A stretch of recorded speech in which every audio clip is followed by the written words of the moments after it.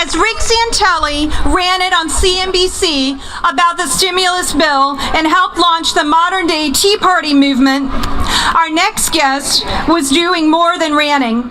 He was looking for solutions to make America a better place. He wrote a list of 9 principles and 12 values. Many people started creating 9/12 groups. In the last 7 weeks, the IRS has confirmed that they were targeting groups with Tea Party, Patriots in their names, and groups with 9/12 in their names. The first principle of the 9/12 project is America is good. The 9th principle is the government works for me. I do not answer to them, they answer to me. The government fears us when we understand that we hold the power in this country. Glenn Beck helped teach so many Americans that we do hold the power.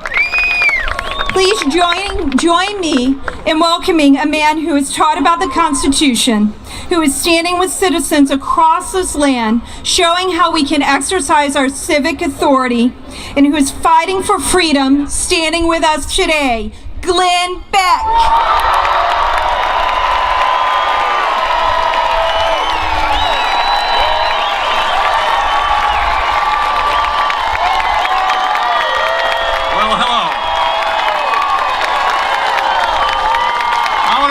Some of my friends.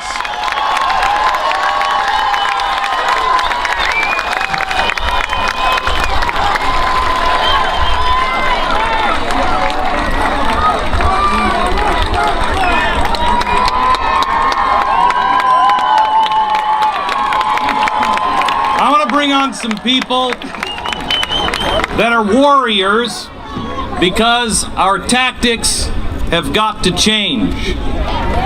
If we want our country to change, we have to change fundamentally as people.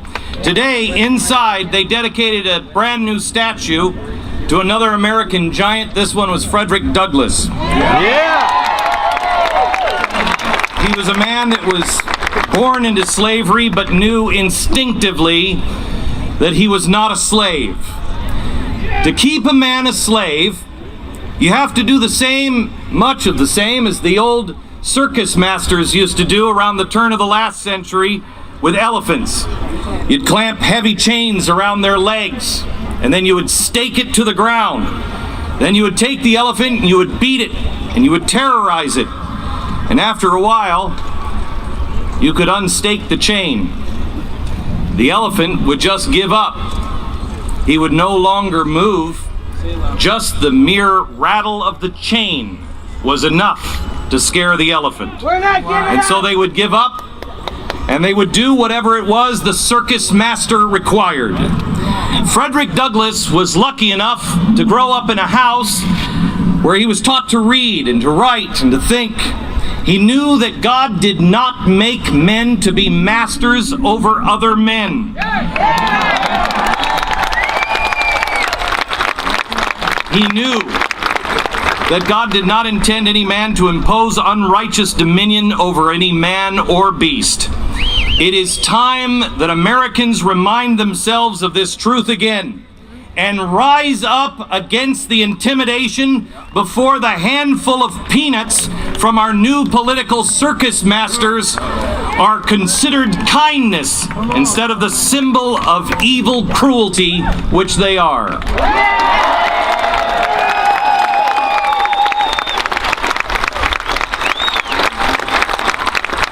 In the building that stands behind me and in front of you, right now they are excusing the storing of all data, all phone calls, all financial transactions, geo-tracking. They are doing it in the name of our safety while allowing anyone to cross our borders either on foot or in underground tunnels without any worry or consequence. In the building behind me, they have not suspended or fired, but have promoted those at the IRS who rattled the chains of control to any group that disagreed with its policies. And now they are pushing misery and death through the so-called Arab Spring, country after country, and now they are plotting a new war with Syria. This again will bring nothing but death and destruction the world over, and the price that we will pay. We're told that we have to. But those people that we are choosing to arm are so far down on the scale of decency that even Vladimir Putin this week asked if Americans knew that the people we were arming were actually eating their enemies on the battlefield. The fact that Putin had to even ask that question, and the fact that most Americans didn't even know or had seen the video of that commander that we are arming, now engaging in those things, is an indictment not only of our Congress, our president, but our media, and quite honestly, ourselves.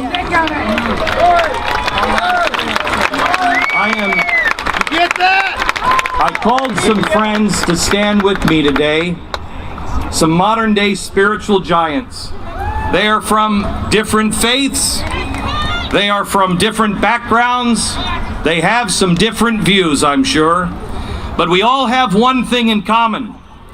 We don't recognize our country anymore, and because we know that God is just, we tremble for the future of our children. But we wonder, and we want to ask all Americans, is this country even worth defending anymore?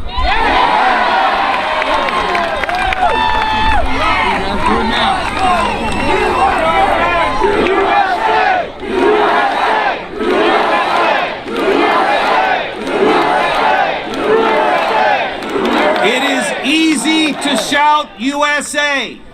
It is harder to defend the principles that we don't even know. What is it we stand for? Who are we? And will most of our citizens even care or notice as the chain is clamped around her leg again? What is it that will be written about this generation? What is it that will be said about us?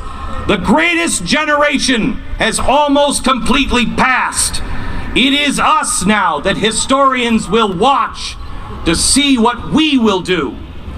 Will it be said of us, this generation, that no one called for justice, no one pleaded for truth, that we trusted in vanity and spoke in lies, that we conceived mischief and brought forth iniquity?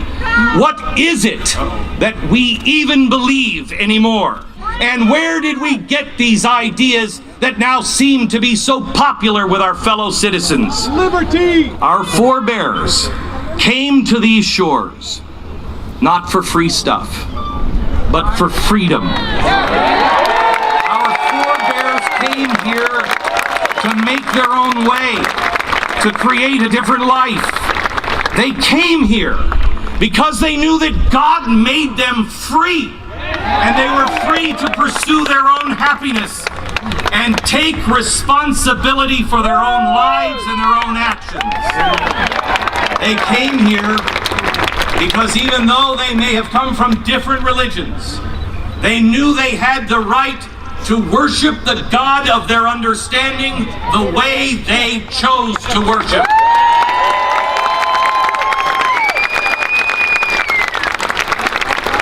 There are some things that are still worth believing in, but how many Americans do anymore? How many of us still really believe that the little guy can make it, that every single life has value and is worth living, that honor and integrity do matter, that justice will prevail, if not in this lifetime, surely in the next? America must recognize that God does exist. exist, and that what each of us do and choose to do with every second of our day matters. America must again recognize that it is the meek that shall inherit the earth. Have we forgotten, as we declare ourselves masters of the planet in our arrogance, spread our troops all over the planet, teach the world how to do banking the way we do it in America, even though we can't master our own homes, protect our own neighborhoods, or seemingly balance a simple checkbook ourselves. How grotesque and garish we must appear to those who are looking in.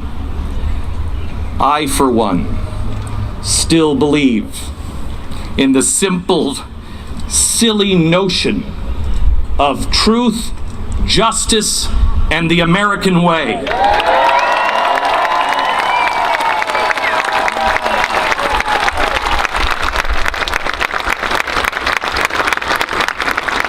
But we have to admit to ourselves that since our very founding, a good percentage of our fellow citizens closed their eyes to the civil rights violations of other Americans.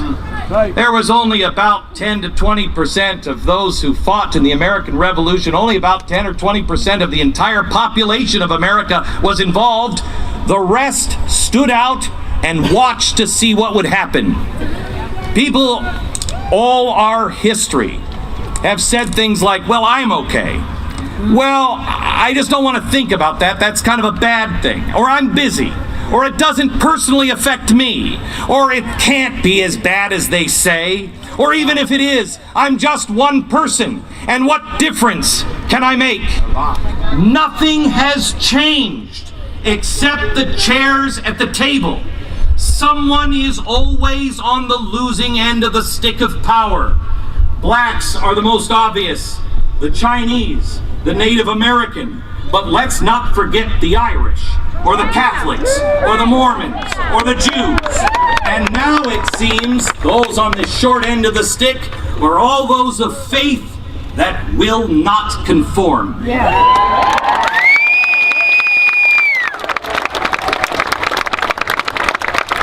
For those that think men foolishly make progress collectively, let me warn you, history teaches you couldn't be more wrong. We are redeemed one man at a time. There is no family pass ticket or park hopping pass to life. It is one ticket, one ride, one person at a time. Man does not vanquish hatred or bigotry. Hatred and bigotry continues to move, from the blacks to the Irish to the atheists to the Christians. But if you recognize this, you will notice also that there are always a few leaders that stand up. Ben Franklin, John Quincy Adams, Harriet Beecher Stowe, Abraham Lincoln, Frederick Douglass, Booker T. Washington, Gandhi, Martin Luther King. They knew that the march toward freedom never ends, and man must be vigilant and pray less with his lips and more with his legs.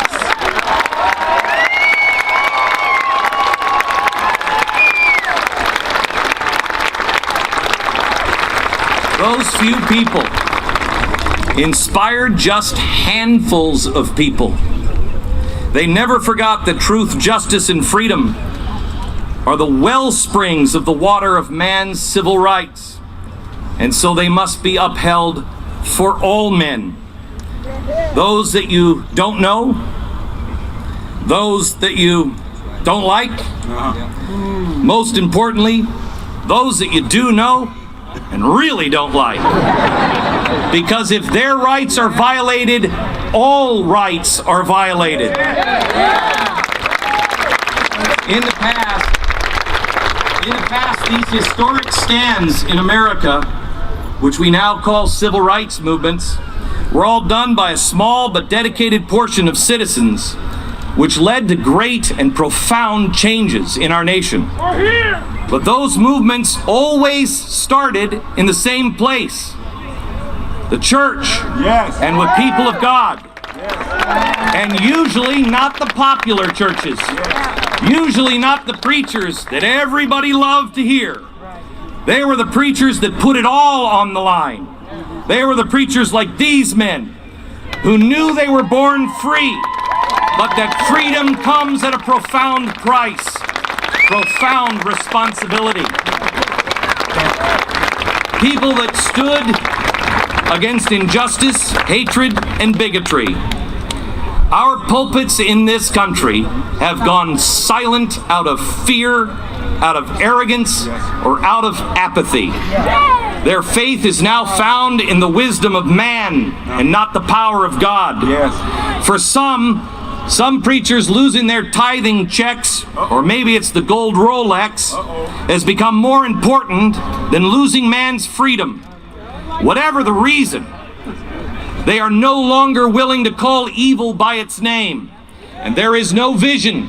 And when there is no vision, the people shall perish. May I humbly suggest a vision.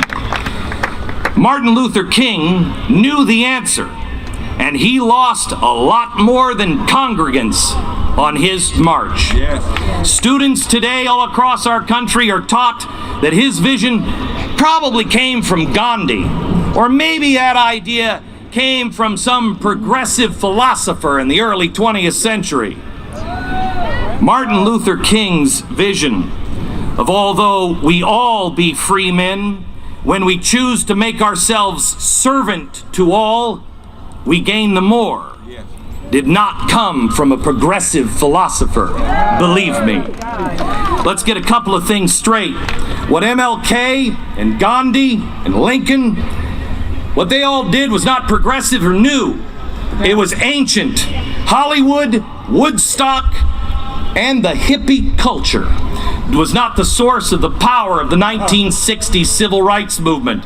It was God and God alone.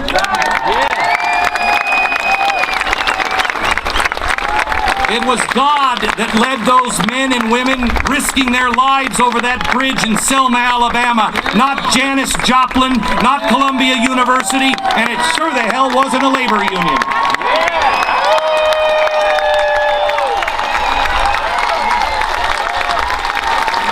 It wasn't John Lennon that taught people about peace and peaceful resistance. That job fell on the shoulders of a Jewish carpenter a long time ago.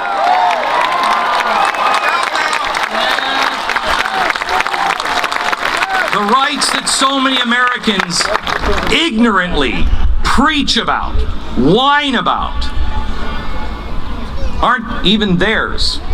They don't belong to us. Those rights belong to God. We are mere caretakers of those rights. They belong to Him and given to us for stewardship. And they're pretty important. And they're pretty obvious. In fact, they were so obvious that we used to say they were self-evident. For those people who are currently under indoctrination in our universities, let me explain self-evident. That means they're so simple that humans don't even have to have them explained to them. You know. You don't need to be taught. You instinctively know that you have a right not to be executed without trial, not to be held without charge, not to be searched without warrant, or spied upon without cause.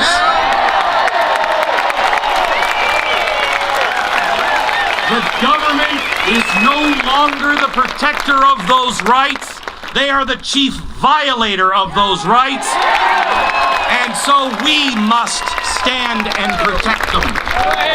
When we are told that the IRS, the EPA, the ATF, the FBI, or any of the others, when we're told it's okay for them to hassle, threaten, or intimidate others because of their skin color, their religion, their political belief, we stop being the country all of us want to build and start being the country all of the world should fear. The long train of abuses regarding these rights are exactly the same abuses that Martin Luther King marched against And they're the very same rights that our dusty founders preached against. Men make progress, but man never changes. Man loves power. Man loves money. No matter the skin color, no matter the party, no matter the religion, no matter the income level.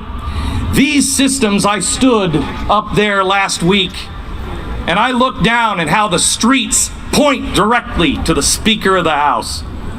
It's intoxicating. The symbol of our nation make men drunk with power, and then they justify their lust for more by claiming they're public servants. I realized last night when I came and landed in this city, and I thought, I actually like Vegas more than this city.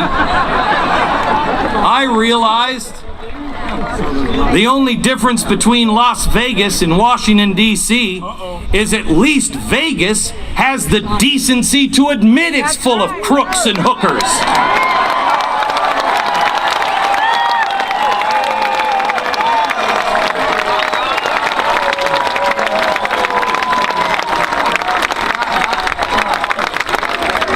It's time to sober up. Too many of the Republicans, too many of the Democrats, too many Americans have played us, lied, stolen, and the getaway car was driven by the mainstream media. A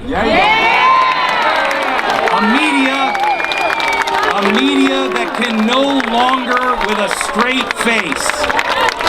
A media no longer with a straight face can claim the role of journalist. Let me tell the media something. Journalism implies that you print or run stories the powerful do not like. What you are doing is nothing more than public relations.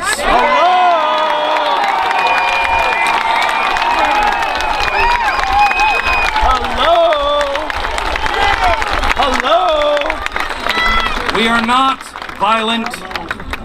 We are not racist. We are not anti-immigrant. We are not anti-government. But we will not be silent another day more.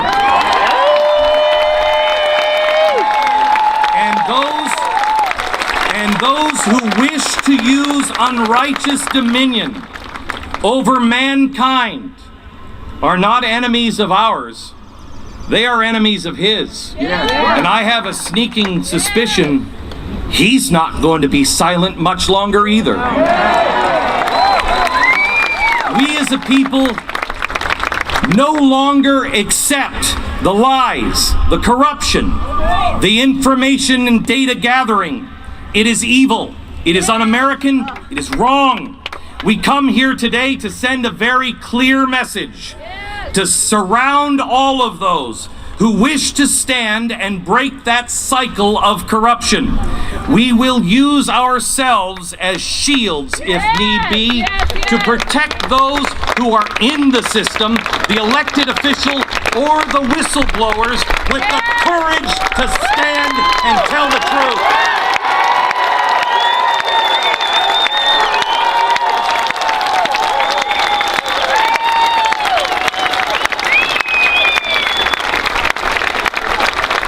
I come here today as a father and as a citizen to respectfully, but with the power of the Spirit, demand to be treated as an equal member of society. I am a man, and I will be treated as a man.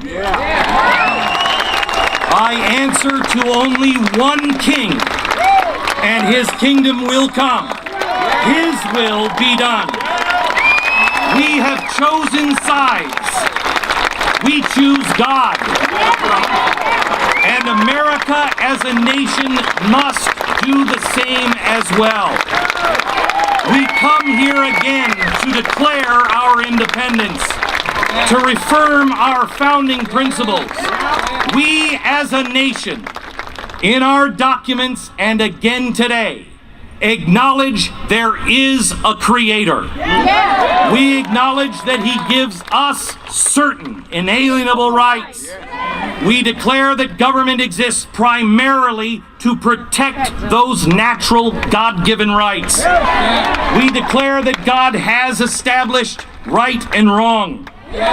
We declare that he is just, and therefore man must pay for his mistakes either now on earth or through his justice later. But there is no such thing as social justice. Only God can balance things out. And we are bold enough to declare today in this city that we are not God. We are honest and decent men, and we will fight for and do our very best to establish equal justice for all mankind. There is no such thing as collective salvation. However, we are going to be judged on how we treat each other, how we live our lives, how we treat our fellow brothers and sisters, especially those that mistreat us. Thus, we must serve them, help them with charity toward all. Malice toward none is what Lincoln said, but God said it slightly different. Vengeance is mine. Anyone who speaks of punishing political enemies, anyone who tells you about vengeance is not only on the wrong side, it is evil. Clear evil, and we have a responsibility to declare it as such.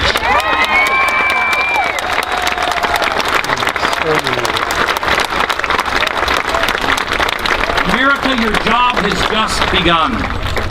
It is time to rise up and boldly declare those self-evident truths that changed the world so many years ago, and demand that those truths remain the basis of our laws. My civil rights will not be trampled, and I say this not for me, not for my children, but all men that yearn to be free. Those who make our Apple products at a place called Foxconn, where they are so enslaved they throw themselves off the top of the building. I say these for those who languish in prisons in Cuba, in North Korea, in Venezuela. I say that for those homosexuals who are currently being stoned to death in the streets of Egypt and Iran, while our so-called civil rights leaders hold coffee clatches with third graders at the White House. I will not stand for my job, for my house, or for my income. But I will stand for those immigrants who came here the right way, to not have their dreams destroyed by a group of elites in this town, increasing the competition at the lowest rung of the ladder while keeping the brightest and best minds out of the visa pool, allowing for little competition at the very top. It's wrong. We will not pervert a woman's right and twist it into a gross, silent defense of abortion doctors in Philly and Houston, while turning our eyes from the forgotten women who have never had the civil right to walk alone on a street without a man, or drive a car in Pakistan or Saudi Arabia, or even those who currently cower in fear with their faces covered in our own country, in Florida, Virginia, New York, and Minnesota. We will not waste another second of our precious life shadowboxing the demons of the past when the fight to end actual slavery is still happening today. Call it what you want, but those who make your iPad in China, those who make your cute little Mao purses, they are the very people you claim to care so much about. And they are the ones yearning to breathe free. And worse yet, the oldest form of human degradation that has been seen, the sex slave trade. It currently holds in its coils over 2 million children. The biggest source of this evil is on our border in Arizona. I have spoken to lawmakers in Mexico, and they have begged America to please seal the border so we don't sell more children into a sex slave industry.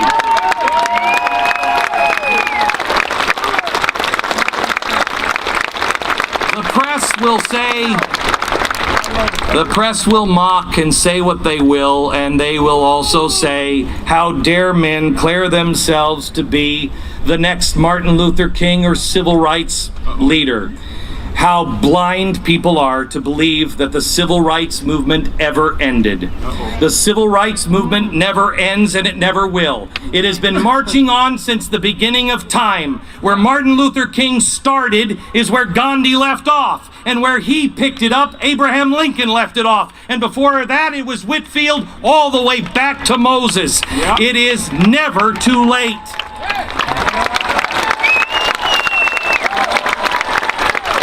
We are not at the mercy. We are not at the mercy of these events. We can change the course of history, and we must. We can stand against the dangerous arc of our country's story today. But we need more people like you, willing to sacrifice their lives, their fortunes, and their sacred honor. People willing to stand up and tell the truth.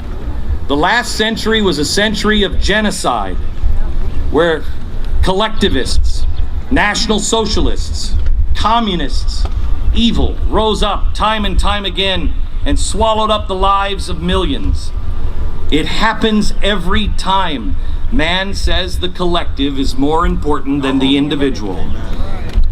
That one phrase, the collective is more important than the individual, that one phrase every time is a license to kill anyone deemed standing in the way of progress. But last century, evil met its match, and goodness eventually prevailed. Martin Luther King and Bonhoeffer and Lech Walesa gave their lives, or much of their lives, in the pursuit of human rights.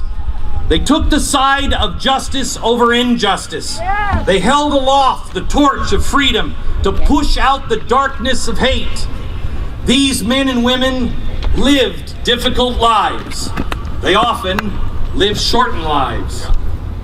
They were born to relative privilege. They chose to take on suffering. They didn't want to martyr themselves. They would have been happy to live the rest of their lives. But to the righteous, there is no comfort when evil has taken root.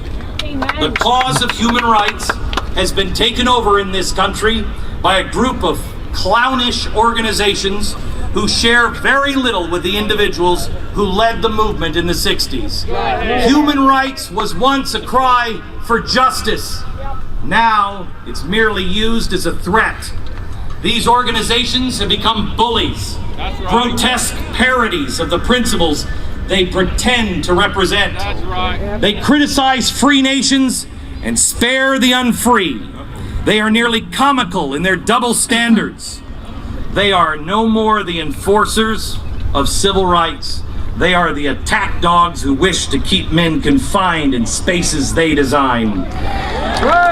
Whatever moral authority they once had is spent. Their time is up, and we dismiss them.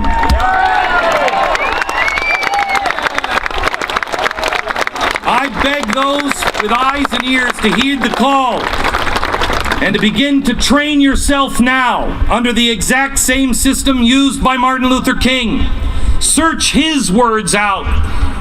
You will find, if you're younger, that your history professors and civil rights activists have lied to you.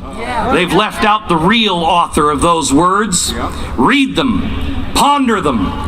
I dare you to risk to live them. Even though, if you do, it'll make you a target of the NSA. But having your name on a list as an enemy of theirs may be the safest thing you ever do. Pastors, priests, rabbis, I challenge you What have you done with your knowledge and priesthood power that those without that priesthood privilege have not done? If you can't answer that with power every single day, what good are you? Average citizens and college students, I challenge you. Martin Luther King didn't take a class. He didn't get a certificate. He didn't go out and get a bunch of permits. He saw injustice. He studied eternal truths. He exercised discipline and love. And he got off his butt and he marched. If you don't find a leader, it's perhaps that you were destined to be the leader. Christians, I believe in the free market system. If your preacher is too afraid to preach it from the pulpit, then maybe you should start preaching it from the street corner. Many are called. Will you answer? Our spiritual body is out of shape, and we need intensive training right now. Turn back to God. Some things are worth believing in. The good guys do win in the end. Evil doesn't stand unless good men don't stand up. The time is now, and we are the people. We must never stop being the shore that others can come to for shelter and hope. But we must realign ourselves with truth and rise. This is the vision. We must preach good tidings to the meek, bind up the brokenhearted, proclaim liberty to those held captive, declare vengeance belongs to God and God alone, give comfort to those that mourn, beauty for ashes, and water the trees of righteousness. We shall not perish. We shall not perish. I know a lot of us don't like to hear the truth. Well, it's too bad. Too late for that. George Washington told us religion and morality are the only stable and lasting basis of individual life and public policy. If we are to survive, they must be part of our public policy rather than driven from it. It is no longer good enough to be a good person. Each of us today must strive to be the next Abraham Lincoln, the next Martin Luther King. It is noble to strive to be the size of that bronze giant that they unveiled today. Frederick Douglass's time was in the 1800s. Martin Luther King's time is past. This is our time. And the long march towards civil rights is here. Stand without fear. Lock arms. Stare down the bullies with the full armor of God. Honor, courage, and love is what is required. They are contagious. Spread the word. Proclaim liberty throughout the land. Let us today, as George Washington said, raise a standard that the wise and the honest can repair. The rest of it is in the hands of God. God bless. Thank you.